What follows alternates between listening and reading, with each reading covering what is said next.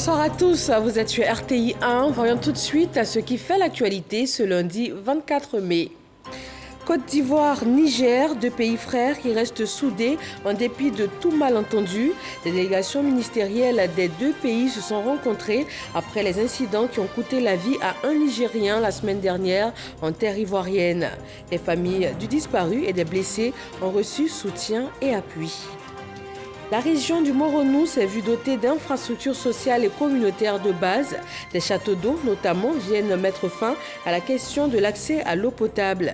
Le gouvernement ivoirien est engagé dans un vaste programme national hydraulique. Il concerne 186 localités reparties en 29 régions. Le Comité national de lutte contre la contrefaçon sensibilise sur la contrefaçon des médicaments, un phénomène qui porte atteinte à l'intégrité physique des populations. Il fait perdre au secteur pharmaceutique entre 40 à 50 milliards de francs CFA de recettes par an. Et puis la Covid-19 qui a coûté la vie à quelques 115 000 professionnels de la santé dans le monde. C'est le bilan dressé par le directeur général de l'OMS à l'ouverture de la 74e Assemblée mondiale de la santé qui va se tenir jusqu'au 1er juin prochain. Bonsoir à tous, c'est un réel plaisir de vous retrouver sur RTI 1 en ce lundi de Pentecôte. La Côte d'Ivoire et le Niger travaillent à la normalisation de la situation après les incidents survenus en fin de semaine dernière. La ministre d'État, ministre des Affaires étrangères, de l'intégration africaine et de la diaspora a rencontré une délégation ministérielle nigérienne. Après les échanges sur ces incidents qui ont causé un mort et d'importants dégâts matériels suite à un fake news, les familles touchées ont été visitées. Issa Chonanyeo. Le mercredi 19 et le jeudi 20 mai dernier, les Nigériens vivant dans les communes d'Abobo, Adjamé et Yopougon ont été pris à partie par une foule incontrôlée.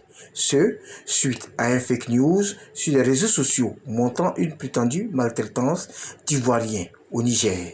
3 jours après les incidents, l'heure est à la compassion et au pardon.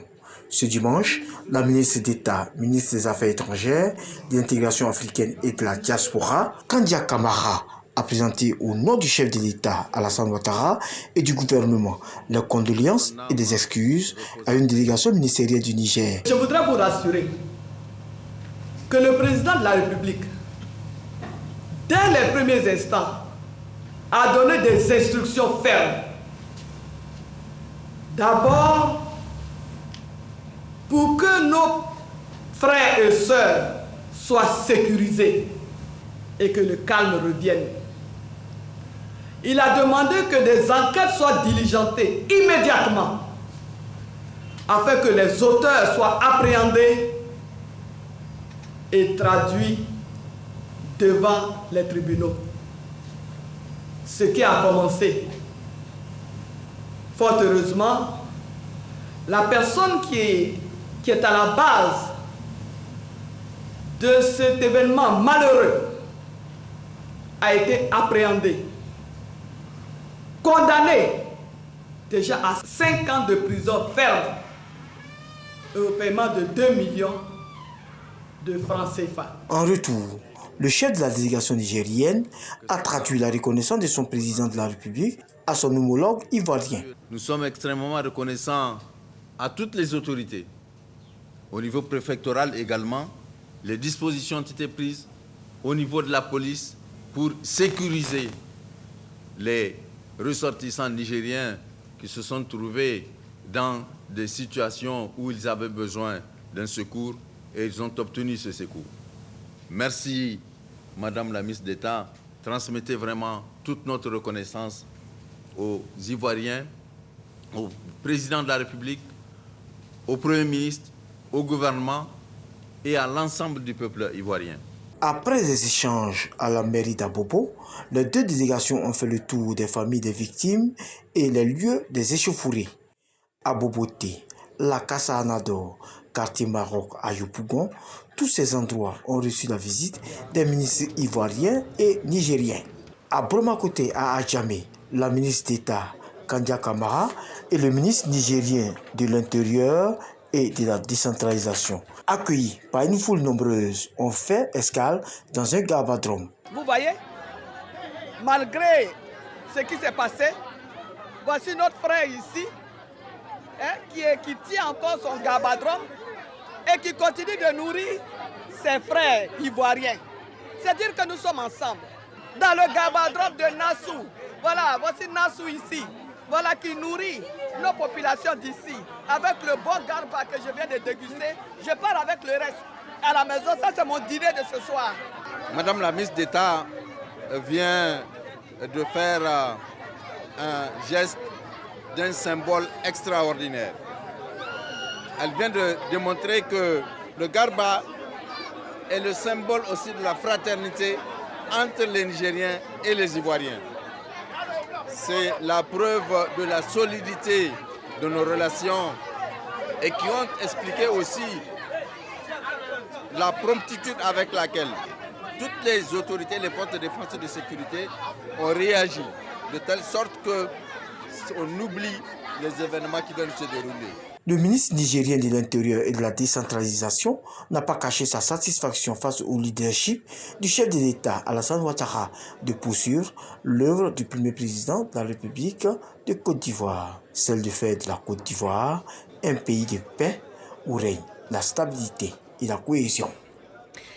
Dans la continuité de la gestion de cette crise entre communautés ivoiriennes et nigériennes, aujourd'hui lundi, le général Vagondo Diomandé, ministre ivoirien de l'Intérieur et de la Sécurité, a reçu son homologue du Niger pour toujours œuvrer à l'apaisement. Amadou Ouattara. En Côte d'Ivoire, afin de soutenir et rassurer la communauté nigérienne victime de répercussions d'une vidéo fake news diffusée la semaine dernière, le ministre de l'Intérieur du Niger a échangé avec son homologue ivoirien, le général Vagondo Diomandé. Sujet principal de cette rencontre, la gestion de la crise survenue entre les Ivoiriens et les Nigériens dans certaines localités du pays. Après les tristes événements déplorés par les autorités des deux pays, le ministre de l'Intérieur du Niger affirme sa satisfaction relativement aux décisions prises par l'État de Côte d'Ivoire. Le ministre Al-Kadj Alada témoigne de la bonne santé des relations fraternelles qui ont toujours existé entre la Côte d'Ivoire et le Niger. Le président de la République du Niger, son excellent Bazoum Mohamed, a tenu à ce que nous venions pour exprimer toute notre reconnaissance et notre gratitude à son Excellence M. Alassane Ouattara, président de la République, qui a tout de suite, de façon très prompte, instruit pour que les mesures appropriées soient prises afin non seulement de sécuriser les ressortissants nigériens sur l'ensemble du territoire ivoirien, mais aussi à faire en sorte que des sanctions aient été tout de suite prises à l'encontre de ceux qui ont été à l'origine de ces événements. Nous repartons très réconfortés. La Côte d'Ivoire a environ 40% de la population qui vient de l'extérieur et elle le gère de façon très sage et cela constitue un très bon exemple au niveau africain qui doit inspirer la plupart des autres pays afin que nous vivons en harmonie. Un Nigérien âgé de 48 ans a perdu la vie dans cette crise communautaire. La responsable de la vidéo incitant à la haine a écopé 5 ans de prison plus 2 millions de francs CFA d'amende. Et les actions se poursuivent pour la consolidation des liens de fraternité historique que les deux pays entretiennent depuis leur accession à la souveraineté nationale. La Côte d'Ivoire et le Burkina Faso, deux pays également unis par des liens forts, continuent d'écrire ensemble leur histoire. Le ministre ivoirien de la Réconciliation nationale est au Burkina Faso. Kouadio Konombertin a été distingué au Marley d'Or pour son engagement en faveur de la paix. Éric Goré, envoyé spécial à Ouagadougou. Kouadio Konan Bertin brandit le trophée qui fait de lui un ambassadeur de paix. Ce trophée lui a été attribué par les autorités burkinabées lors de la 8e édition du Marley d'Or, un événement artistique et culturel qui réunit sur un même podium artistes ivoiriens et burkinabés. Cet événement a aussi réuni dans les loges membres du gouvernement et membres de l'opposition, avec pour thème le reggae facteur de paix et de réconciliation nationale. Les efforts de paix du ministre de la Réconciliation nationale reconnus au-delà des frontières ivoiriennes. Je veux féliciter que mon frère et ami, le ministre Kouadio Konan Bertin, ait reçu le prix de Marley d'Or qui consacre un peu toute son œuvre. Je suis dans la même logique que lui. Le reggae est une musique de paix et de cohésion sociale. Devant cette marque d'attention, je ne peux ne pas dire un mot. Juste vous remercier tous. Féliciter les promoteurs du Marley d'Or. Merci encore une fois, Monsieur le ministre d'État. Merci, cher frère Eddy.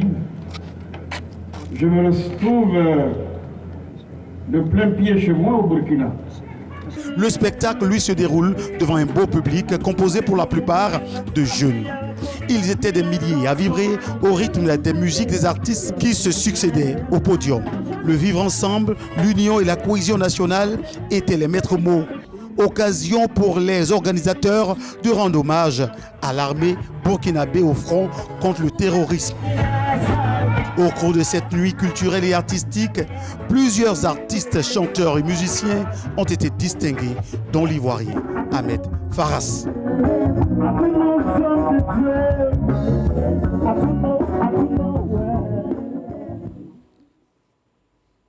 Ici, en Côte d'Ivoire, les prix maxima de la viande de bœuf vendue au kilogramme dans le district d'Abidjan sont en hausse, et cela en dépit des concertations de la tutelle avec les acteurs de la filière. Les consommateurs dénoncent cette situation. De leur côté, les bouchers trouvent des justifications. Amadou Ouattara nous donne des détails.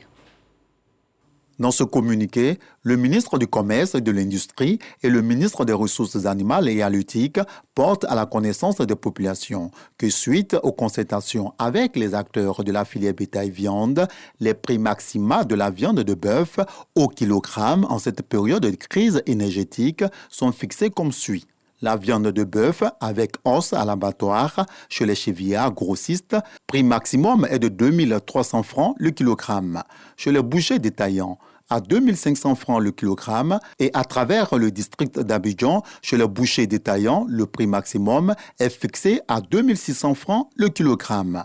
La viande de bœuf sans os, chez les chevillards grossistes, le prix est de 2300 francs le kilogramme. Chez le boucher détaillant, 2700 francs le kilogramme et dans le district d'Abidjan, chez les bouchers détaillants, 2800 francs le kilogramme. Sur le terrain, samedi 22 mai 2021, la réalité est tout autre. Dans ce marché de Grand Bassam, clients et bouchers défendent leurs intérêts. On a acheté 2000 à 1200. Mais aujourd'hui, on est venu payer 2000. Ils disent que c'est 1500. Ça a augmenté de 300 francs. Ils nous disent que les sorciers, que c'est à 1500. Tu prends ou tu laisses, sans donner des raisons. Si les prix pouvaient revenir normalement, ça va vraiment nous faire plaisir. Pour le moment, ça entre 3500 à 3000. Si tu prends beaucoup, on donne ça à 2800. Avant, c'était 2500. Prix en gros, 2300. Avant ça, 2500, on a 200 francs. Maintenant, là, c'est devenu 2600 prix en gros. Si tu ne veux pas, tu laisses. Donc, nous, on est obligé de prendre ça comme ça pour avoir les 200 pour payer maison courante. Ceux qui envoient les bœufs, c'est eux qui commandent les prix. Rendons-nous à l'abattoir de Port-Boué. Autre lieu, mais même constat. Les consommateurs sont parfois obligés de négocier le prix du kilogramme de viande. Oui, et quand on vient vers eux, on les demande là. En tout cas, ils essaient de diminuer, mais ça ne va pas. Ils vont diminuer, ils vont le mettre 100 francs, 100 francs, 200, 200, ça ne vaut rien. Ah, donc tu es obligé d'accepter ça comme ça pour payer. Responsable d'une fédération de chevillards, Mfa Traoré essaie de justifier la situation. Présentement, il n'y a pas de bêtes qui viennent. Ceux qui viennent avec les bœufs là, on les a demandé que les zones où les bœufs là se trouvent là, on n'a plus accès là-bas pour aller payer les bœufs là pour venir. Donc c'est pourquoi vient là même, aller là c'est augmenté. Bœuf de 300 000 avant là, c'était 250 000. Donc on ne peut pas s'en sortir. Donc on est obligé de faire un peu. Si on vend, les clients viennent, on négocie avec les clients Il y a d'autres qui disent 2600, il y a d'autres qui disent 2500. Donc on est obligé de travailler comme ça. Bon, nous on souhaite que le gouvernement va avoir une délégation pour aller au Burkina, au Mali, bon, pour aller négocier avec les gens, pour que, comment on peut venir avec les bœufs là comme avant. Pour l'heure, on retient que dans un communiqué, le gouvernement met en garde contre le non-respect de ces prix plafonds sous peine de sanctions prévues par la réglementation.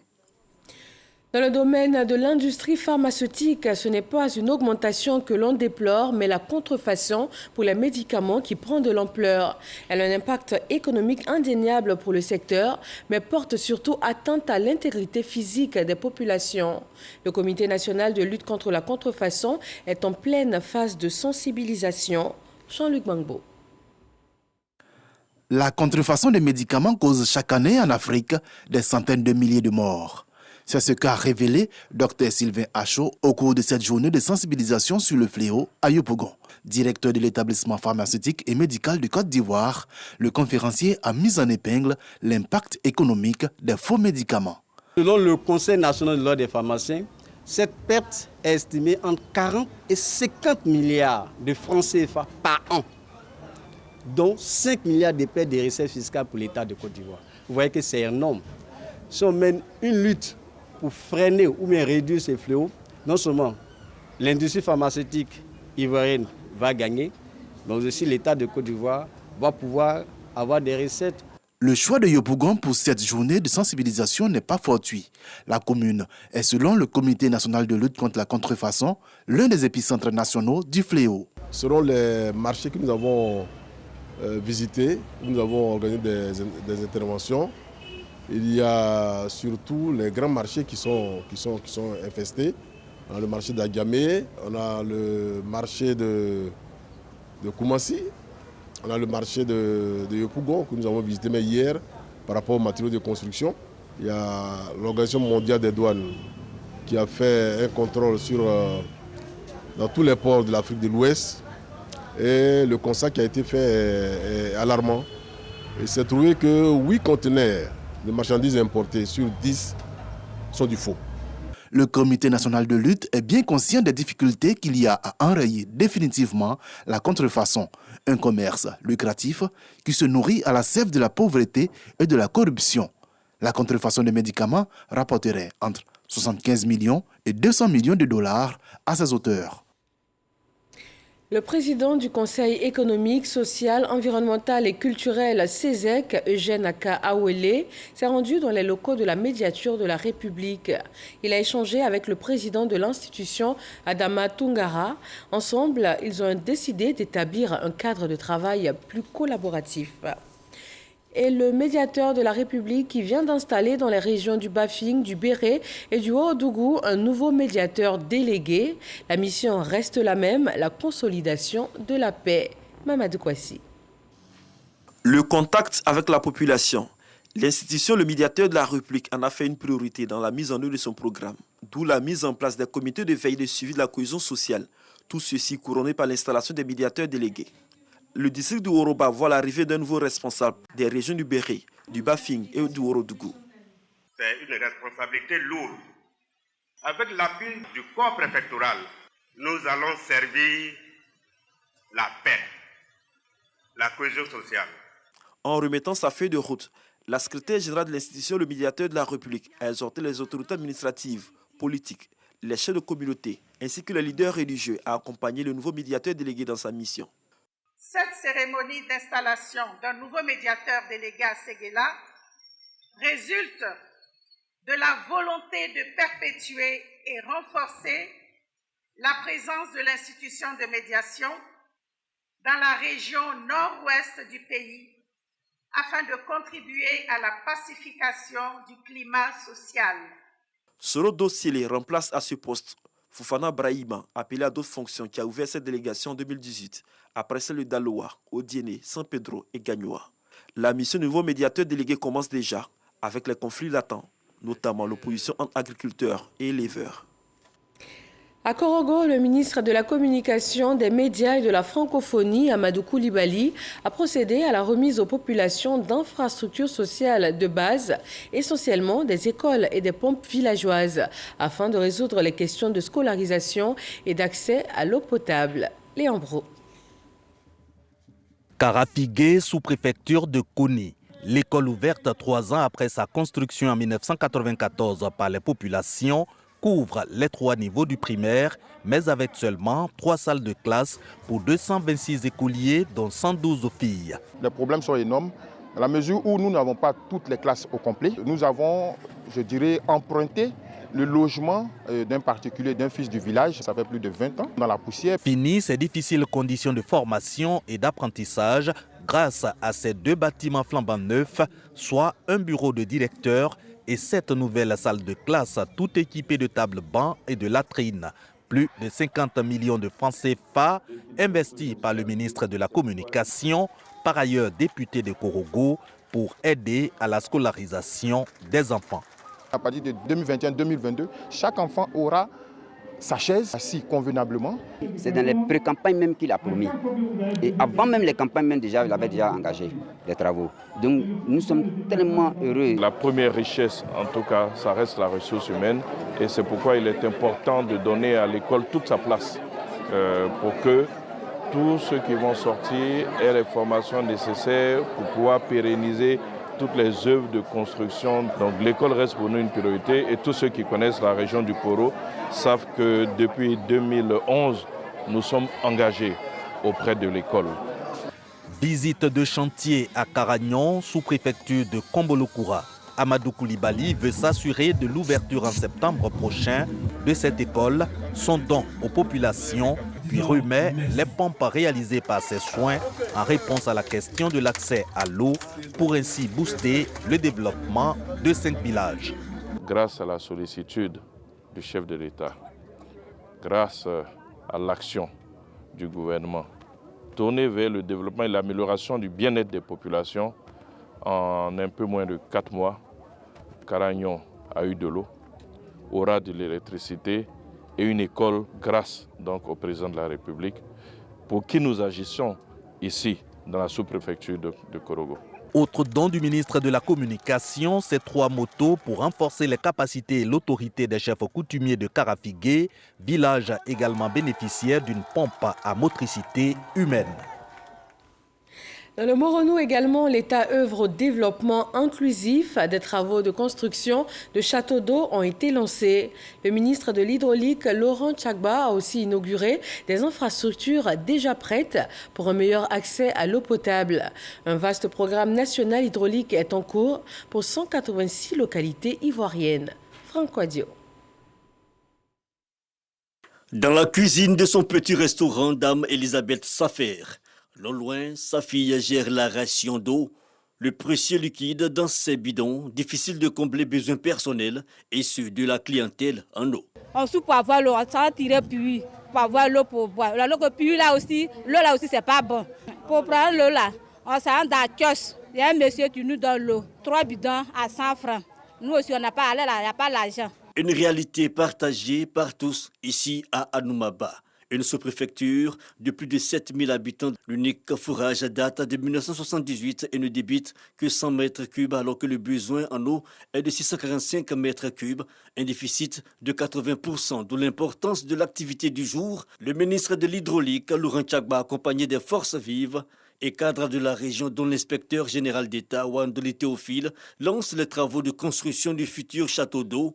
Le coût 312 millions de francs CFA, il sera disponible dans 6 mois. Ça montre que le chef de l'État est un leader, un homme de parole qui tient ses engagements. Nous allons commencer à avoir des cadres, parce que à chaque fois quand un cadre est invité ici, dans le cadre de la fonction, un an après il demande à quitter. Ce n'est pas problème de logement, mais problème d'eau.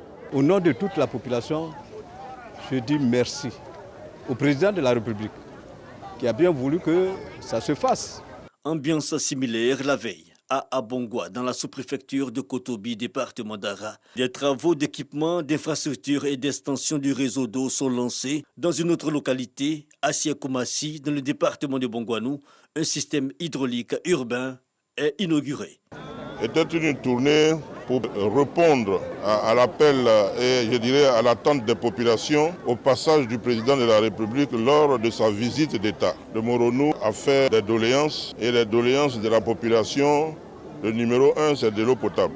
Et donc nous avons engagé un certain nombre de travaux. Nous sommes venus pour l'inauguration, pour mettre ces infrastructures à la disposition des populations. Première bénéficiaire, les populations manifestent leur reconnaissance au chef de l'État. L'eau est source de vie. Les seuls mots que j'ai à l'endroit de ces hautes personnalités de l'État, c'est le mot merci. En donnant de l'eau, c'est la santé. Nos parents buvaient de l'eau de marigot avant. Aujourd'hui, c'est chose oubliée.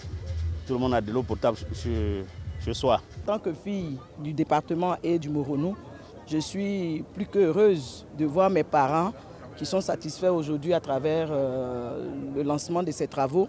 Cette tournée du ministre de l'Hydraulique, Laurent Tchagba, dans le Moronou aura duré 3 jours. L'action s'inscrit dans la dynamique de la réalisation du programme national d'hydraulique qui concerne 186 localités réparties dans 29 régions.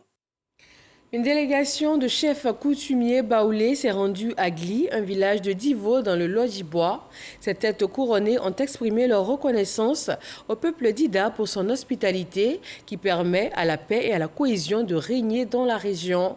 Cette rencontre a donné naissance à un pacte de paix et de cohésion entre les Dida et les baoulés.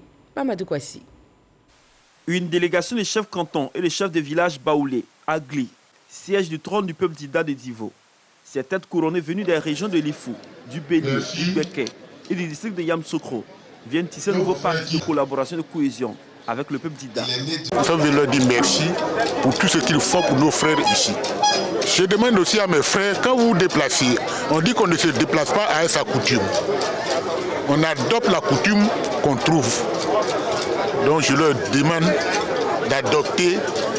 d'accepter ce que les parents, d'adopter la coutume de leurs frères d'Ida.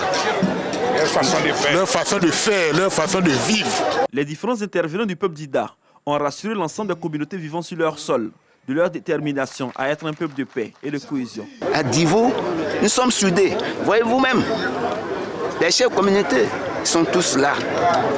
Donc, je salue le président de la République. Grâce à lui que nous sommes là. C'est grâce à lui qu'aujourd'hui, la Côte d'Ivoire a tenté de développer. C'est la cohésion, c'est la Côte d'Ivoire solidaire, c'est le vivre ensemble. Et le peuple d'Ida, c'est ça. C'est notre qualité aussi, hein, donc de recevoir, d'être hospitalier.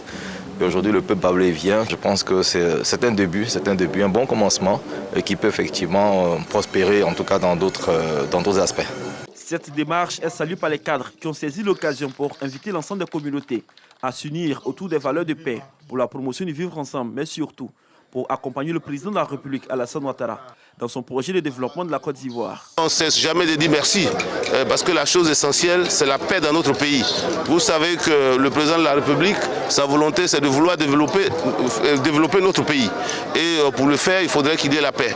Et là, vous voyez toute l'entente, toute la convivialité qui existe entre l'ensemble des peuples. Les chefs traditionnels baoulés et Dida se sont donné rendez-vous pour une nouvelle rencontre afin de renforcer davantage les liens pour la paix et la promotion des cadres. À Bangouanou, après 5 années d'exil, Nana Asamoah Saleh, chef du village de Broukro, retrouve son trône. C'est suite à des incompréhensions entre la chefferie et une frange de la population que le village avait été plongé dans une grave crise, occasionnant dégâts matériels et morts d'hommes. Herman Niamien. C'est le résultat de 5 bonnes années d'intenses négociations qui aboutit aujourd'hui à la réinstallation du chef du village de Broukro sur son trône. En effet, suite à des incompréhensions entre la chefferie et une frange de la population, le village de Broukro, village de la commune de Bangouanou, a sombré dans un conflit qui a entraîné d'énormes dégâts matériels et des pertes en vie humaine. Des jeunes du village s'en sont pris au chef et ont incendié sa maison.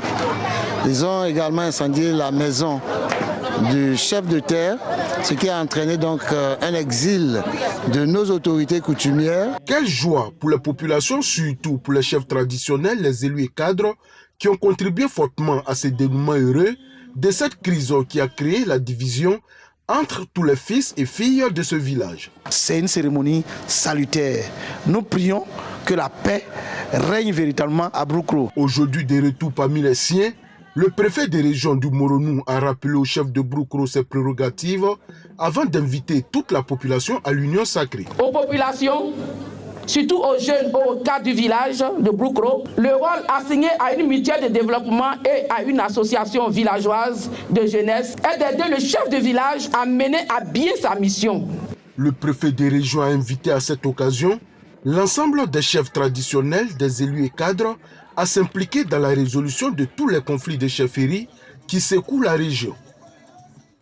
En prélude à la fête des mères, la Fondation Servir, présidée par Henriette Konon-Bédié, célèbre les mamans. 600 femmes de toutes les couches socio-professionnelles du pays ont été honorées. Henriette Konon-Bédié les a par ailleurs exhortées à contribuer davantage à la consolidation d'un climat de paix et du vivre ensemble en Côte d'Ivoire. Amadou Ouattara. 23 mai 2021, ces femmes, des balayeuses, vendeuses au marché, entrepreneurs ou encore cadres dans le secteur privé ou public, ont marqué un arrêt afin de se divertir un temps soit peu. Cela à l'initiative de la Fondation Servir.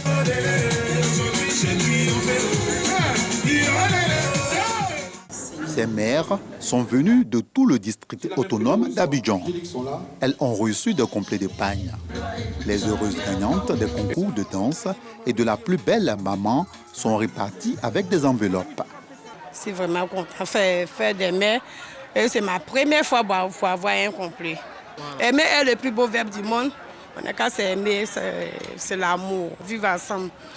La présidente de la Fondation Servir, Henriette Konon-Bédié, a prôné la cohésion entre les populations en Côte d'Ivoire. Ce qui est important, c'est la tendresse, c'est l'amour et puis surtout la sagesse. Et qu'il y a plus d'un demi-siècle de vie conjugale, c'est ce conseil qu'elle nous a donné. La fête des mères, qui est un symbole. J'ai été très contente de les revoir toutes joyeuses. Que le Seigneur, le Tout-Puissant, nous donne la santé surtout. Tenue dans la commune de Cocody, cette célébration par anticipation de la fête des mères a mobilisé au moins 600 femmes. La pandémie de Covid-19 a coûté la vie à quelques 115 000 professionnels de la santé dans le monde. C'est le bilan dressé par le directeur général de l'OMS à l'ouverture de la 74e Assemblée mondiale de la santé. Jusqu'au 1er juin, la rencontre se tient autour du thème « Mettre fin à cette pandémie, prévenir la suivante, construire ensemble un monde plus sain, plus sûr et plus juste ».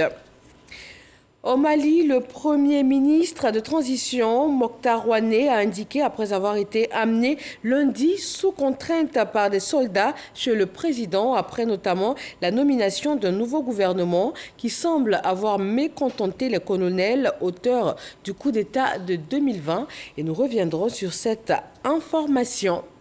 Quelles sont les innovations dans le domaine des transports pour réduire les accidents sur nos routes? Quelle est la mission assignée à la commission spéciale de retrait et de suspension des permis de conduire? Et quelles sont les actions menées par la police spéciale de sécurité routière? Pour répondre à toutes ces questions, retrouvez Delphine Blas dans la Côte d'Ivoire en marche, spéciale circulation routière. C'est tout juste après ce journal. Merci donc de toujours vous informer sur RTI 1. Marine Cognan vous donne rendez-vous à 23h pour d'autres informations. Bonsoir.